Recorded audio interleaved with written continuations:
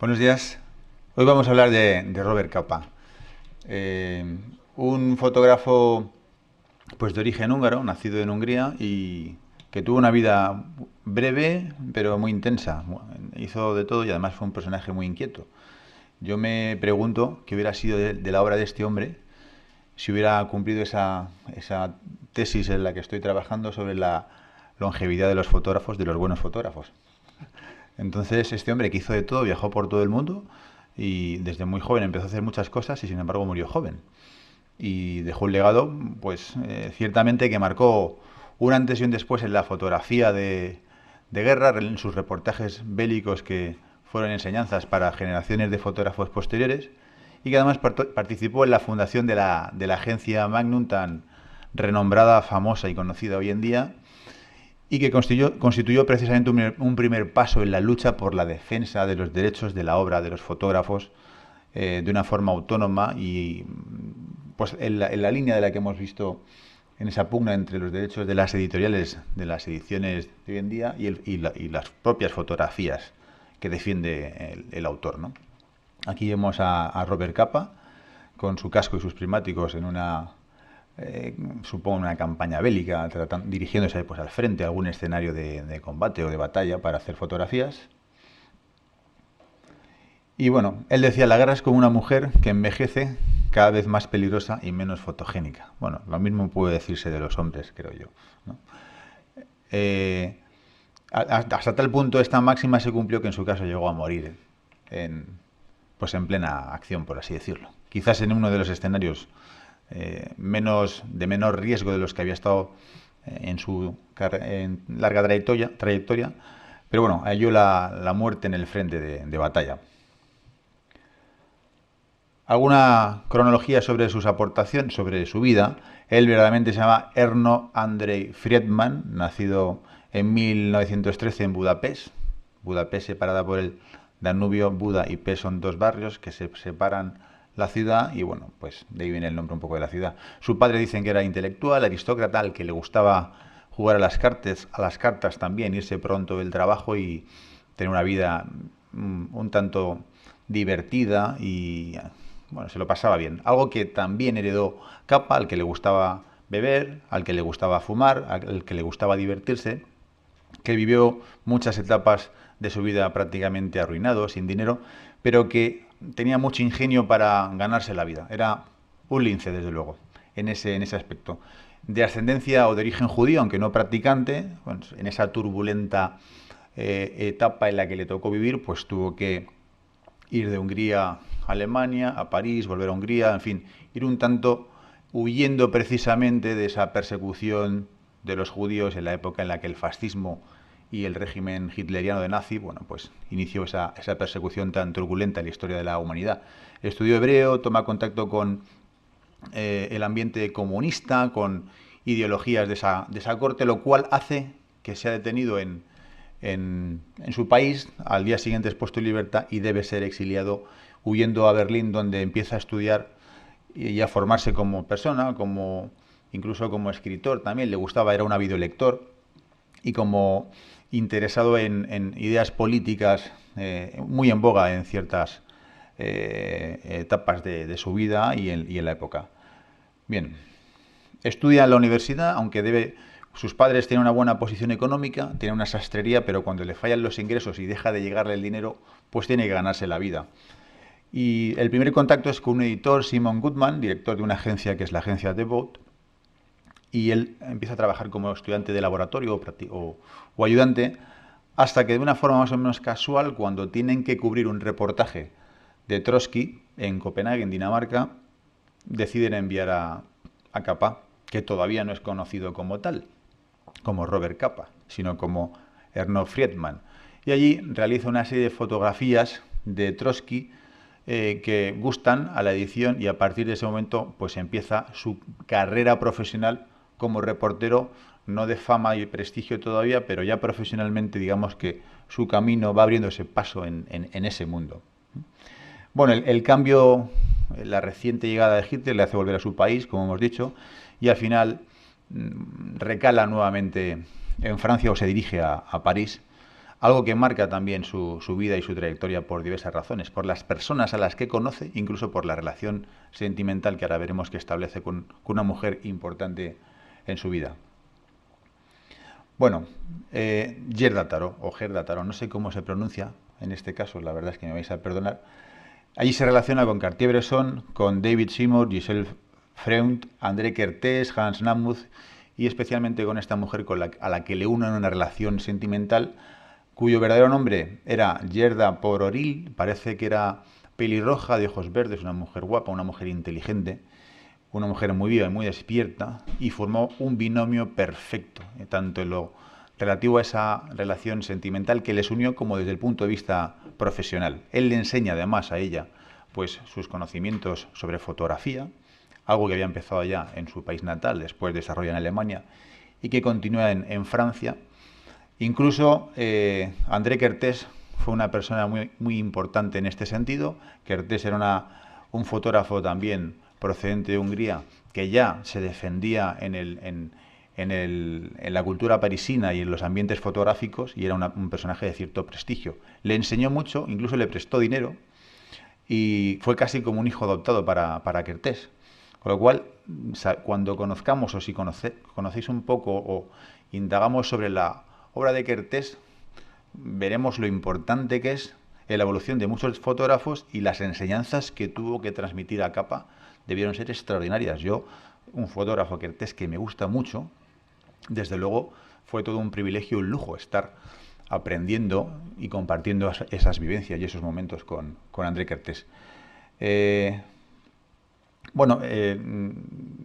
La relación con Gerda les hace formar una sociedad ante la dificultad por encontrar trabajo. La verdad es que los conocimientos en francés de Robert Capa eran muy escasos y llegar a vender tus fotografías pues a un editor supongo que es difícil y si encima no te entiendes con él pues tiene que ser más. Y a esta mujer se le ocurre crear una especie de sociedad ficticia, Fotocapa, donde un fotógrafo americano famoso de prestigio, incluso acaudalado, va a ser el autor de las fotografías. Un personaje al que no va a ir físicamente a las agencias. Ella representa al fotógrafo y el tal o el Andre Freeman, que verdaderamente escapa, es el ayudante de laboratorio. Y esa sociedad hace que se triplique el precio de las fotografías. Ella pide el triple de lo normal, los 2 puntos menos de los fotógrafos norteamericanos. Parece que es norteamericano y sus fotografías son mejores. Bueno, pues aquí le pagaba más por el mero hecho de ser afamado en los Estados Unidos, venir de América, pues cobraba el triple de la tarifa oficial de la época. El engaño se descubre pronto, pero a pesar de todo, la cosa le funciona, y sigue ganándose la vida, le mandan a España y a realizar reportajes por distintos lugares. Bien, esta es la agencia Magnum, esta es su página web, podéis entrar aquí y ellos tienen, online venden fotografías, defienden los derechos de sus asociados y podemos ver pues tanto de Capa como de otros fotógrafos entre los que está la española Cristina García Rodero, pues una selección de sus trabajos. La agencia Magnum además, vamos a hablar poco de ella. En 1947 es fundada por una idea que además baraja Capa durante 10 años y a la que se une David Seymour, conocido como Chin, Cartier-Bresson, George Roger, Bill Vandiver y después también colaboran María Eisner y Rita Vandiver, la cual se convierte en la primera presidenta de Magnum Photos. Y bueno, es un colectivo, como hemos dicho, para defender los derechos de los autores, velar también porque obtengan obviamente el fruto, la recompensa económica por su trabajo y hoy tiene sedes en Nueva York, París, Londres y Tokio. Este libro es una selección de algunos de los mejores de los fotógrafos de Magnum Photos, se llama Magnum. La primera edición creo que es del año 2003 y aquí lo que se ha hecho en esta publicación es un binomio de 2 fotógrafos, de tal manera que un fotógrafo comenta y selecciona las fotografías de otro e incorpora un breve texto hablando sobre el trabajo. Es un trabajo, la verdad, excelente, a un precio francamente sorprendente y que yo me digo, pero ¿cómo es posible que después de lo que nos has contado sobre las cifras del mercado, en cuánto está este libro? Siendo de Lumber puede costar entre 28 y 32 euros. Es un poquito más, 59 euros valía y ahora lo tenéis a 39,50. Entonces, comparando con un fotógrafo que no está bajo el paraguas de una agencia como esta, verdaderamente no pueden competir con estas cosas. No se pueden alcanzar estos precios. Y viendo el libro de Mellado que nos has puesto, pues tanto la calidad de impresión como las guardas, etcétera, y las fotografías, bueno, pues verdaderamente creo que merece la pena. A veces estas editoriales sí que rebajan el precio. Ellos pueden rebajar los precios. De hecho, yo me he esperado y hoy, digo, voy a ver cómo está hoy. Pues a 39,50. No sé si queda alguno, que además lo he comprado esta mañana. Y hablando de capa, pues a veces también acudiendo a las fotografías o volviendo a capa y relacionándolo un poco con el mundo editorial, pues podemos acudir a los préstamos de las bibliotecas también. Aquí en la biblioteca Gabriel Miró, en esta misma sede en la que nos encontramos, pues está este libro. Este libro que además es un libro en el que participa Cornel Capa y Richard Wellham, que es el biógrafo oficial de Capa, y es un libro excelente, muy bien trabajado, muy bien pensado, un libro pesado, un libro fruto de una selección de, creo que son unas 490 o unas 500 fotografías seleccionadas de los 70.000 negativos más o menos que constituyen la obra conjunta de Capa. Y está aquí prácticamente, bueno, no sé los préstamos que tiene, eso en estadística se puede comprobar, pero está nuevo, con lo cual prácticamente no ha salido aquí. Así que ya sabéis, si queréis, no sé si además es de estos libros que se prestan y te llevan a casa o tienes que consultarlo aquí, pero creo que merece la pena echarle un ojo a libros como esto y no siempre pues gastarnos dinero algo que... se llama Robert Capa, obra fotográfica. Así no tienes que ampliar la casa conforme vas comprando libros. Y además, incluso si queréis el número del archivo, no será difícil, ¿eh? Pues lo tenéis ahí, 234-1306-27. Bueno, si queréis verlos, pues incluso, pues, Beto, si les quieren echar un vistazo. Además, aprovechando el impasse, debo decir, y esto va dirigido sobre todo a la gente que está online, he aumentado un poquito el tamaño de la letra, porque en las presentaciones anteriores sé que en alguno había dificultad de lectura, así que ruego disculpas por si ha habido alguna dificultad en el seguimiento en ese sentido, ¿no? Así que tratamos de estar pendientes también de los que están al otro lado de la red. Bueno, y nuestra idolatrada y admirada Cristina García Rodero, una mujer, una gran fotógrafa y creo que una mujer extraordinaria, desde el 2005 pues representa a nuestro país también en la agencia Magnum. Bueno, Capa, desde luego, es conocido y reconocido y en gran medida por su trabajo en la guerra civil. A Capa le encantaba España. Fijaos, además, no lo he dicho, pero lo de Robert Capa viene, parece ser, porque Robert es de un actor, de Robert Taylor, parece que le inspira y además era un nombre fácil de pronunciar, fácil de decir, y que en España le llamaban Roberto. Y Capa, del director de cine Frank Capra.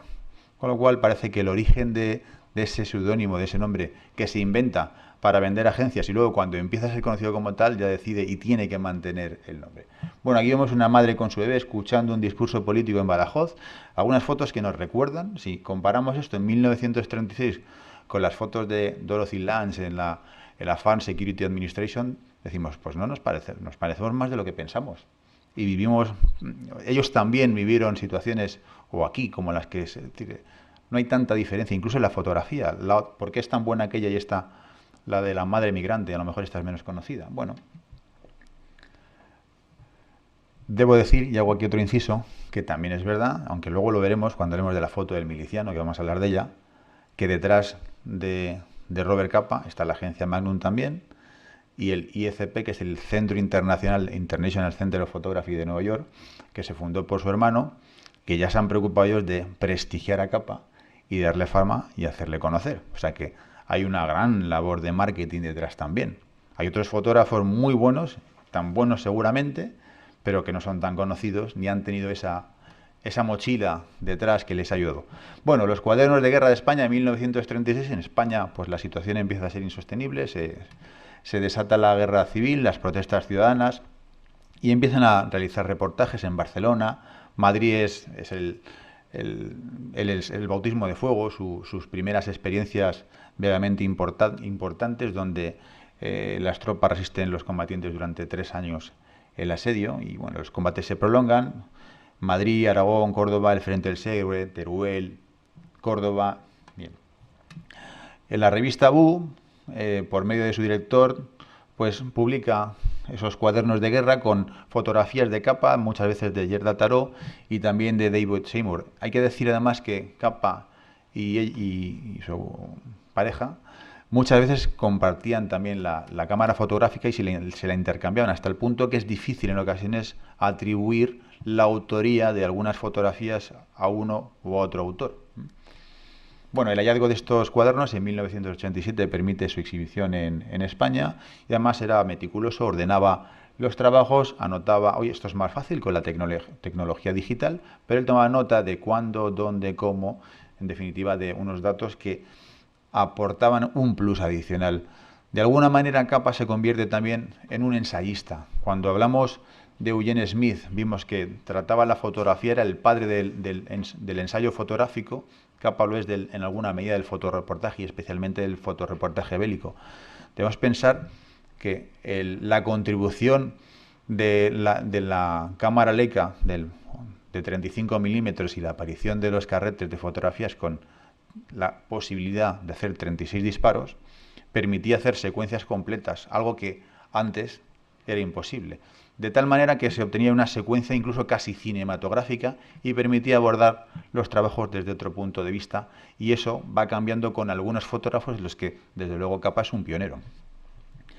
Bueno, entre los personajes que retrata en España vemos a Federico García Lorca, La Pasionaria, Ernest Hemingway, alguien con el que compartió también mucho tiempo, bueno, también Ingrid Bergman, Gary Cooper, también pasó una temporada en Hollywood.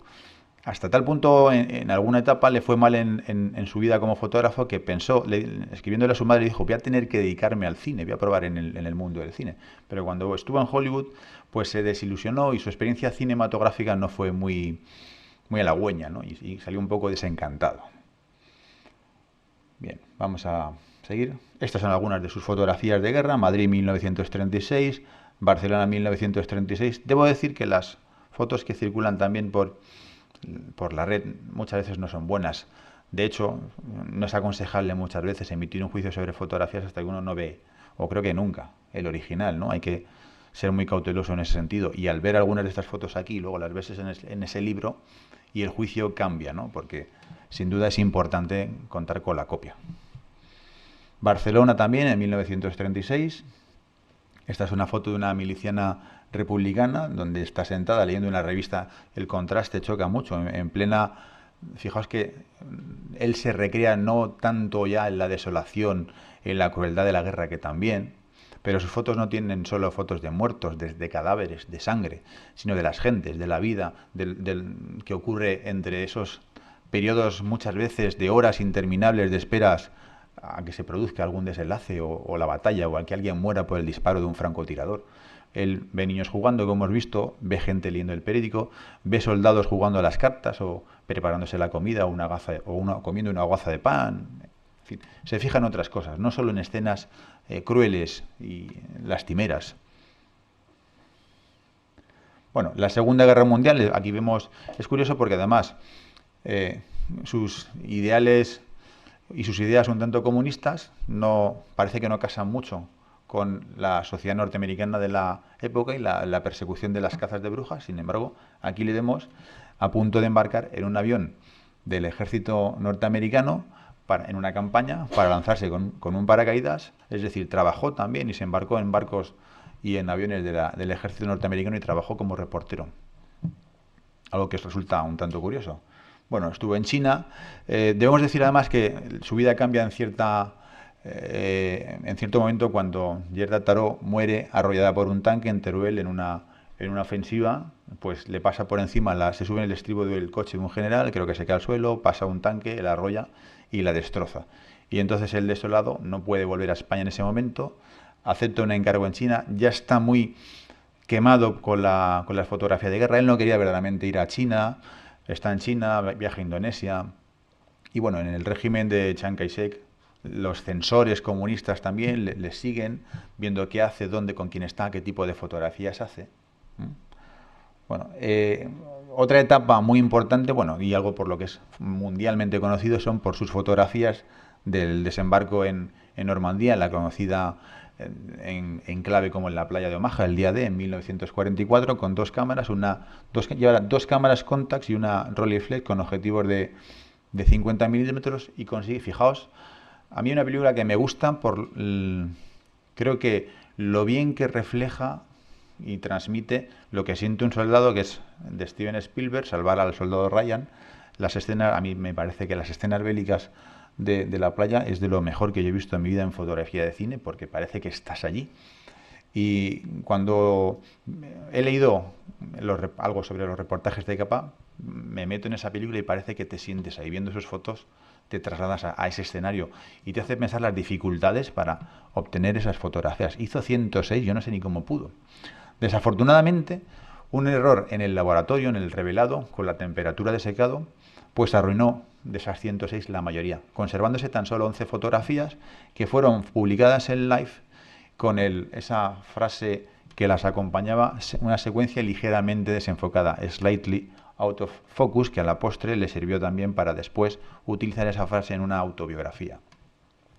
Vamos a ver, creo que... Bueno, como veis, acepta una misión en 1951, viaja para realizar un reportaje en Indochina y cuando se aparta de una senda, en un sitio donde además no había conflicto, no había combate en ese momento, en ese preciso instante, pisa una mina, le destroza la pierna y llevaba sus cámaras, la Contax parece ser que no la soltó y una Nikon que llevaba salió disparada.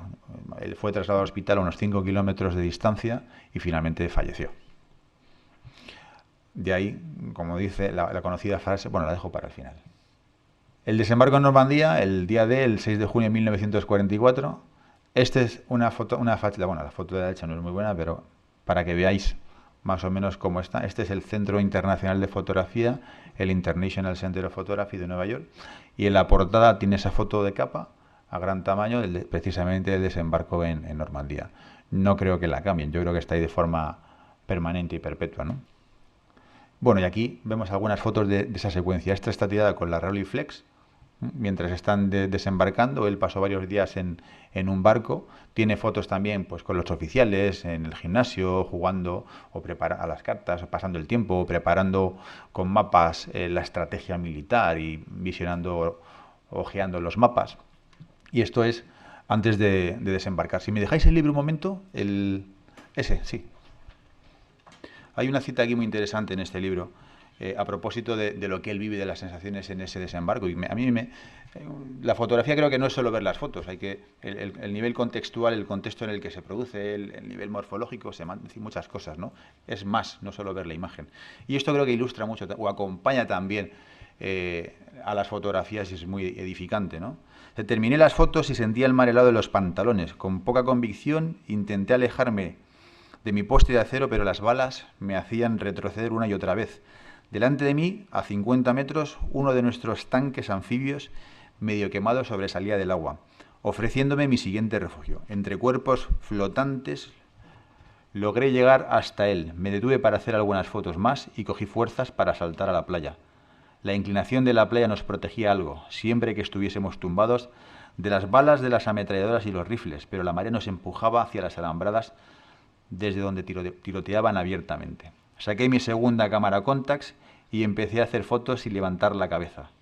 Bueno, fijaos, o sea, lo que estuvo viviendo este hombre, luego llegó casi extenuado, al final consiguió volver a la lancha de salvamento, creo que perdió incluso la conciencia y cuando despertó estaba en un barco ya camino de Inglaterra. Pues ligeramente desenfocadas, como el título rezaba. Vamos, creo que hay dos más de la secuencia. Aquí tenemos dos fijaos el fotógrafo. Si ya cuando haces fotos de paisaje dentro del agua es difícil, pues imaginaos aquí. Y encima que te están tiroteando. Debe ser terrible, ¿no? Y quizás esta sea la más conocida, que es la que está en la fachada del Centro Internacional de Fotografía. Además es aquí... hombre, no creo que el fotógrafo se haya levantado, pero desde luego se juega el cuello, desde luego cualquiera que vaya a una contienda seguramente levantó el brazo y disparó de una forma instintiva porque vemos un ligero contrapicado que consigue destacar al sujeto en primer plano Es decir, sabía lo que hacía, aunque sea una foto instintiva, en cierta medida, pero sabe lo que está haciendo, porque tiene un sujeto delante, trata de captarlo y al mismo tiempo lo sitúa en el ambiente, en el entorno, y que nos da transmite esa sensación de caos, de miedo, y además tanto el grano de la fotografía como ese desenfoque precisamente logra transmitir, yo creo que ahí está el mérito de esta serie, ¿no? Precisamente que hace que se nos hiele la sangre, ¿no? Es una foto verdaderamente hecha en uno de los escenarios bélicos pues más sangrientos de la historia reciente de la humanidad. Yo diría más trepidadas que Sí, más trepidadas, sí, sí. desenfocadas. Efectivamente, incluso el humo, pues se mezcla la trepidación, claro, no tienes tiempo ni de enfocar, ni de obturar, ni de calcular. Porque antes, bueno, yo creo que un fotógrafo como Capa debía poner la distancia hiperfocal y hacer las cosas muy bien. Yo creo que es más trepidación, ¿sabes? Pero ahí, uff, qué difícil, ¿eh? Pero si es que lo haces así, ¿sabes? Poner la hiperfocal. Bueno, esta otra cita también es de este libro, y esto es ya después, cuando la guerra está acabando. La carretera a París estaba abierta y todos los parisinos estaban en la calle, dispuestos a tocar el primer tanque, a besar al primer soldado, a cantar y llorar. Nunca hubo tantas personas tan contentas tan temprano en la mañana. Me parecía que esta entrada en París había sido especialmente para mí, en un tanque construido por los estadounidenses que habían aceptado, acompañado de los españoles republicanos con quienes había luchado contra el fascismo hacía años. Volví a París, la hermosa ciudad donde aprendí donde aprendí a quitarla, a comer, beber y amar. Bueno, y esta es una de las fotos también, a mí que más me impacta de Robert Capa, es una foto tremenda, ¿no? Soldado estadounidense alcanzado por francotiradores alemanes. Él cuando llega a París dice, él pensó que iba a hacer algunas de las últimas fotografías verdaderamente de combate y de escenas. Cuando subió a lo alto de un edificio, había un soldado norteamericano con una ametralladora abriendo fuego, y de repente un francotirador le alcanza, él es testigo en directo de la muerte, esta muerte la ve él en directo, no llega, yo creo que eso no es lo mismo. Es decir, a mí nunca me ha pasado desde luego y yo no me gustaría nunca ser testigo de algo semejante, pero no es lo mismo encontrarte ya el cadáver que seguramente ser testigo de ese suceso, que algo que te tiene que marcar, a cualquier fotógrafo le marca, pero yo creo que a un fotógrafo de guerra muchísimo más. Y la foto, bueno, se cuenta por sí misma, es tremenda, además podemos ver hasta el brillo de la sangre, es decir, y lo reciente que es esa viscosidad combinada todavía. Bueno, no quiero comentarla mucho porque la verdad es, creo que habla por sí sola. Este es un judío también que pasó 9 años en un campo de concentración en Alemania. A mí yo he tratado de incluir algunas fotos que no sean solo de guerra, porque hizo más cosas también. Un soldado republicano en la batalla de Teruel en 1937. Ahora hablaremos de la maleta perdida. Y aquí vemos, bueno, pues esto es algo que conflictos, las guerras al final todas son iguales. Son guerras, son indeseables, son odiosas. Y vemos esto pues en fotos de fotógrafos en Kosovo o en cualquier otro escenario bélico hoy en día y vemos que cometemos los mismos errores año tras año y que no aprendemos. Hombre trasladando a un muchacho herido en 1937 y esto, además, a mí lo que me gusta también de Capa es que ha testimoniado este episodio tan oscuro, tan negro de la historia de España y que nos tiene que hacer, a mí me hace reflexionar y pensar en que yo creo que, no quiero meter en política, pero hay que pasar página y que ya está bien de algunas cosas. Esto tiene que conocerlo la gente joven y no tenemos que volver a etapas de esta naturaleza, de este tipo. Y creo que, desde luego, el ser notario de estos acontecimientos es algo que sí que le aporta un valor extraordinario a la obra de Capa, al menos para la historia de la fotografía y sobre todo para la historia de España. Ernest Hemingway y Herbert Matthews, que era un reportero el de abajo del New York Times. Bueno, ya sabemos que este hombre era muy aficionado también a España, a las tradiciones, a la cultura, a la comida, a los toros. Y se inspiró en algunas de sus obras, por ejemplo, Por quien dobla las campanas, en la obra, en fotografía en España y en fotografías de Capa también. Soldado chino en 1938. Un primer plano con un contrapicado hacia arriba. El Tour de Francia. En 1939, 2 fotografías muy curiosas. Ahí estaba, bueno, esto pasa hoy en día también, esto lo vemos en las ciudades, pero de otra forma. Vemos la tienda de los ciclistas detrás, una tienda de bicicletas, y precisamente uno de los participantes en el Tour de Francia era el dueño de esa tienda de bicicletas. Y antes de, esperando la llegada de los ciclistas y después. Por eso las he puesto así confrontadas, ¿no? Pablo Picasso y François Hulot, a mí esta foto me gusta mucho. Es una foto que me... Seguramente por el gesto y la pose de François es encantadora. La belleza de esta mujer en esta fotografía es para mí desbordante y esa sonrisa es espectacular. Y además, bueno, el que está al fondo creo que es un sobrino de Picasso. Y bueno, es una foto, a mí me encanta. Ingrid Bergman en 1946. Parece ser que se conocen en París, que se enamoran en París y que Ingrid Bergman, que es una actriz extraordinaria, esta foto está hecha durante el rodaje de la película de Alfred Hitchcock, Encadenados, una obra maestra, una mujer, una actriz excelente, una mujer bellísima, que además se maquillaba muy poco y que, sin embargo, al final, a pesar de que ella quería casarse con Capa, nuestro amigo tenía todavía pues en su alma, en su corazón, el dolor de la pérdida de Yerda Taro y al final pues le dio calabazas, parece ser. O quizás murió antes de que pudieran incluso casarse o llegar a tener una relación más larga y fructífera en el tiempo. Matisse en Niza en 1949, un personaje también muy singular y también fotografiado por Bresson en una foto muy famosa en la que está él y una jaula con una paloma, creo, con una composición también muy estudiada, muy bressoniana. Laos en 1954. Incluso aquí vemos en el libro hay fotografías de Gary Cooper cruzando un río durante una jornada de pesca. Es decir, hizo más cosas, no solo fotografía de guerra. Y esta es la famosa maleta perdida, aparecida pues recientemente, hace unos años, y aparece en México. En la página siguiente vemos esta maleta, bueno, tras no pocas vicisitudes, como dice ahí, y estar pues casi 60 años más o menos perdida, al final llega al Centro Internacional de Fotografía en Nueva York. En Capa, cuando huye de Francia, pues esta maleta que contiene 106 o 107 rollos y unas 4.000 negativos, perdón, 126. Fijaos que la obra de Capa son 70.000 fotografías más o menos, y esto representa casi un 6 o un 7% de su fotografía. También es cierto que también hay fotos de David Seymour y de Yerda Taro, con lo cual, y a veces va a ser difícil o imposible decidir o dilucidar o determinar quién es el autor de esas fotografías. Bueno, pues la maleta se la entrega, o las 3 cajas de cartón, a un amigo, a un fotógrafo también amigo. Él, a su vez, parece que hace llegar a la Embajada de México, donde un general mexicano las custodia, se las lleva a su país y luego, pues, 6 décadas después, salen un poco a la luz y tras 3 años de negociaciones llegan a manos de Capa, donde se empiezan a catalogar y por suerte, vamos a ver en una reciente noticia que he leído hace un par de días, el 6 de octubre se inaugura una exposición en España, en el Museo Nacional de Arte de Cataluña, donde se exhibirá gran parte de la obra contenida en esta maleta y un documental también. Una exposición que, bueno, aquí vemos, fijaos, las anotaciones, he ampliado un poquito la fotografía y vemos, pues en el Casillero 32, Azaña, García Lorca, Pasionaria, José Díaz, Largo Caballero, Toledo, Sabadell, Campos de Prisionero, la 46, 47 y 48 en Barcelona. Bueno, pues muchas de estas fotos podremos verlas recientemente.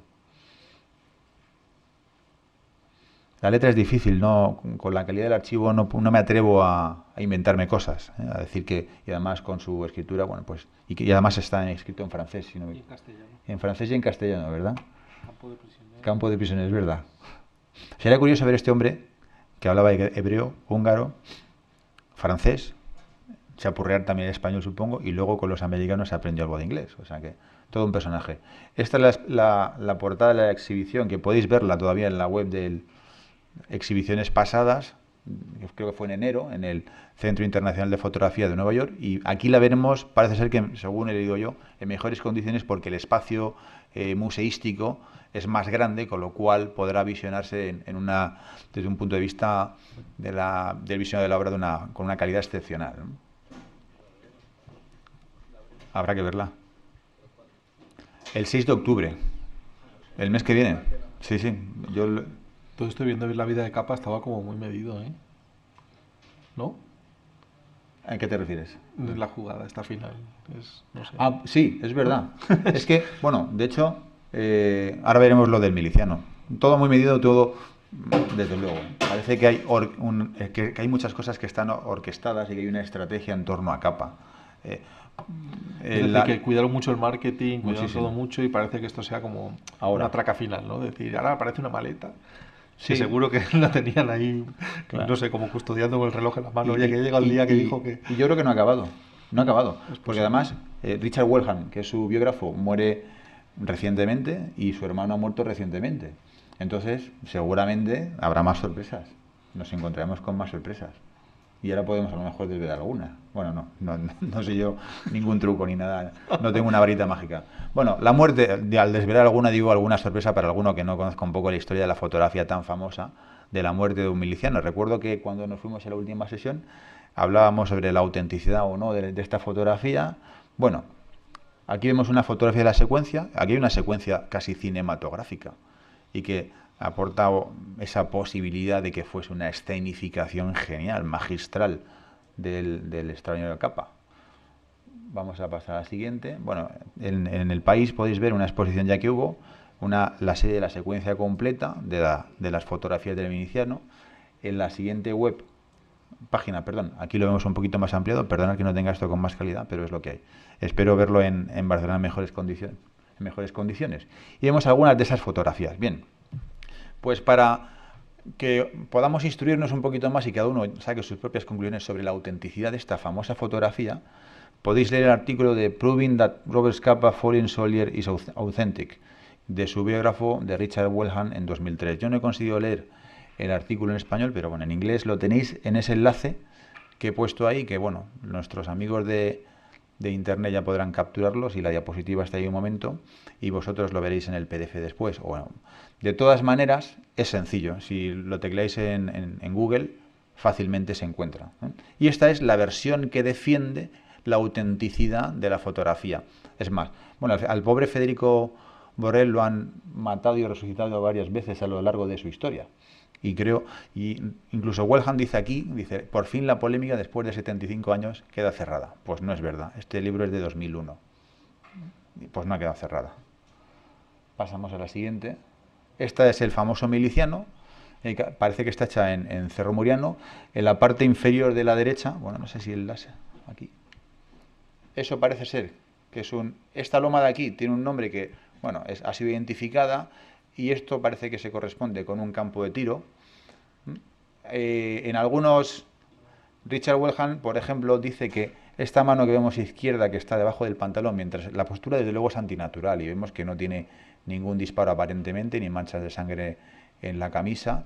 También se dice que para que caiga en esta posición el arma tenía que ser de gran calibre y por lo tanto, porque hay una cosa que se llama la velocidad de parada, ¿no? Es decir, una persona cuando va avanzando, para poder tirarla hacia atrás, para que se caiga hacia atrás, tiene que tener armas de gran calibre. Y desde luego un arma de gran calibre dejaría una herida o algo visible que no está aquí.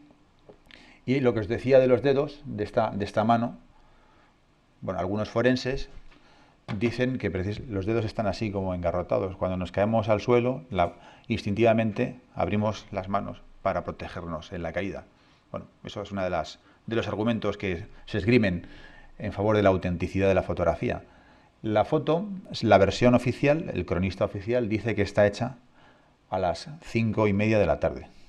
Y eso ha sido después desmentido o demostrado de forma científica que no es así, por el estudio precisamente de la sombra y de la fecha del día. Hoy en día se puede saber ese día y a esa hora la posición del sol y la sombra que proyectaba. Algunos de los presentes a lo mejor es algo más que saben, seguro, más que yo sobre esto. Bien, pasamos a la siguiente. Os recomiendo, yo no he visto este documental, pero unos investigadores españoles, ahora veremos, detrás está la sinopsis del documental, pues el estudio más minucioso que se ha hecho sobre esta fotografía está hecho por dos españoles y da fruto a un documental, además de la Comunidad Valenciana, en el año 2008 que se llama La sombra del iceberg. Es decir, lo que vemos es la foto de Capa, pero detrás está el iceberg, como sabemos, creo que es ¿El 20% es lo que vemos? El 20% emergido. El 20% está emergido, el 70%, perdón, el 80% está oculto. Por eso decía yo que a lo mejor vienen cosas después, años después, como ha muerto Cornel Capa y ahora sale esto a la luz en el 2008, pues a lo mejor dentro de un par de años vemos algunas sorpresas. Es más, en la cinta esta se sostiene que parece ser que Cornel Capa tiene algunos negativos de la secuencia original del miliciano. Los negativos hasta el momento no se han visto. Y parece ser que cabe esa posibilidad de que estén, pues a lo mejor en Nueva York. A lo mejor dentro de unos años aparecen. ¡Qué sorpresa! Bueno, las conclusiones a las que llega esta cinta pues son que hay dudas relativas al arma, la posición de caída, incluso la ausencia de ese impacto frontal que decíamos. El miliciano no es Federico Borrell, y eso está demostrado también, tal y como afirma el historiador Alcoyano Brotons en 1995. Se dice también que Gerda Taro estuvo allí y que como cambiaban las cámaras, que también ella pudo hacer la foto, y eso, el hecho de que ella estuvo allí, parece que también está demostrado. La hora de la captura es a las 9:17 de la mañana, es decir, 8 horas antes de la versión oficial, cuando todavía no había combate, ni guerra, ni batalla alguna. Hay otras fotografías que se ven en ese documental que apuntan a la tesis de una genial escenificación, y como digo yo ahí, esto sí que lo he puesto yo, es una conclusión de que se abordan estrategias basadas también en mi percepción en la lectura de esto, en la que Magnum, el ICP y Cornel Capa, pues esas estrategias van un poco dirigidas a evitar el que se cuestione la autenticidad, la originalidad de esa fotografía. Richard Wellham, el biógrafo oficial, es entrevistado en esta cinta y desvela que Cornel Capa posee alguno de esos negativos de la serie original del miliciano. Bueno, el misterio parece que se va desvelando. Y mientras tanto se seguirán vendiendo fotografías de Capa. Bien, esta es la ficha del documental, que además ha sido dirigido por Raúl M. Riebenbauer y Hugo Domenech, periodista y profesor uno es periodista, el segundo es profesor de la Facultad de la UJI, la Universidad de Castellón. Ha sido producida por Daxa y, como veis, en coproducción con Radio Televisión Valenciana. Tiene 73 minutos y ha sido además objeto de reconocimientos y premios. Esta foto que vemos a la derecha es la que ilustra precisamente la portada del documental, y vemos que es una recreación, una escenificación genial, una reproducción. Y aunque no se ve muy bien, a mí me ha parecido genial, porque cuando la ves en detalle, ¿sabéis lo que pone detrás? Hay una furgoneta, bueno, la postura es exactamente igual. Quizás se ve un poquito más los pies, quizás, porque las alpargatas o espardeñas que lleva en la foto original está recortada por el pino, las vemos. Y al fondo, el escaparate de las viviendas o fachadas, ¿sabéis qué pone? T de teatro. Entonces, claro, esto está pensado. Hay más cosas, incluso, yo no sé si es casualidad, pero ¿puedo ser malo? Han puesto una papelera al lado. Entonces eso, yo creo que no es nada casual. O sea, la introducción es una fotografía pensada, una recreación pensada. Entonces, ¿por qué se ponen o se introducen? Si fijaos lo que podemos, lo fantástico y lo maravilloso que es la fotografía y las lecturas, interpretarlas. ¿Qué hacemos con la foto o con la historia? La tiramos a la papelera, es decir, cada uno que piense lo que quiera. Pero yo creo que desde luego no es casual, ¿eh? Y entonces a mí me sorprende, me choca y me parece genial. Si es casualidad, es igual, me parece genial. Bueno, si te llamas esto también me recuerda a algunos otros fotógrafos. Si te llamas a ti mismo artista, no conseguirás que te publiquen nada. Llámate fotoreportero y entonces podrás hacer lo que quieras. Y este es Robert Capa y su frase más famosa: si tus fotos no son lo suficientemente buenas, es porque no estabas suficientemente cerca. Y con esto acabamos por hoy. Muchas gracias.